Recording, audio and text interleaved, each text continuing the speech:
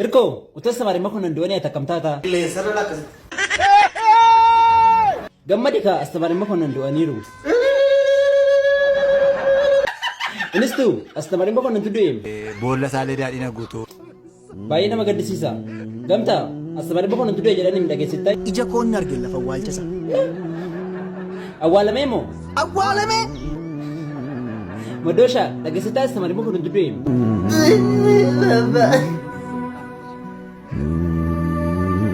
Madoshaan baay'ee gaddeera.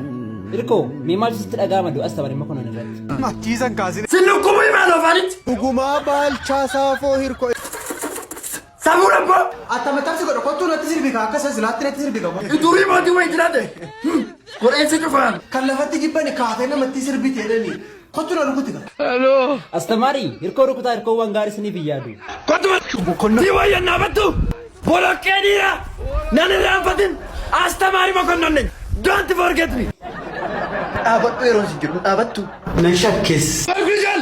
Waama tokko hin beekuun. Samuudha boo. Egaa mooraa kana keessa moo yeroo dheeraadhaaf turtaniittu instructor ashaaraan keessan maalidha mooraa kana keessatti ashaaraa akkamii keessan isin Mukarra barbaadaa deemta ashaaraa. Keenyan manaarra barbaadaa deemta ashaaraa. Lafa barbaadaa deemta ashaaraa. Dhaloota hanqararra jira ashaaraan.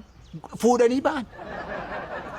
Inni kaan barsiisaa, inni kaan hojjetaa, inni kaan dokteera, inni kaan injiinar, inni kaan ogummaa garaagaraan tajaajilaa jira. Kana ashaaraa jechuudha. Ashaaraa nun keenya mooraa keessa ta'a miti. Ashaaraa kan keenya nun laphee dhalootaa, sammuu dhalootaa keessa keenya nun ashaaraa. Mee ol jedhee ol ilaalime. qilleensarra jiru moo keessan Xiyyaara samii kana keessa adeemu. Eenyu toofa sitti fakkaata? Nama barate toofa. Nama barate eenyu barsiisa? Barsiisaadha. Qilleensarra jira ashaaraan keenya. Si galaara?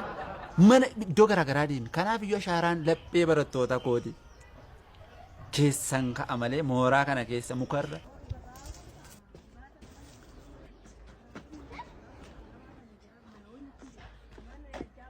Kottu jedhe. Kottu jedhe. Nambayin sin hin jenne. Wannan da ba saka na rita kamana garramo sai sisteti. Garramooyi. Maal godha mana? Innun gate dungachaa jira achi keessatti galfate.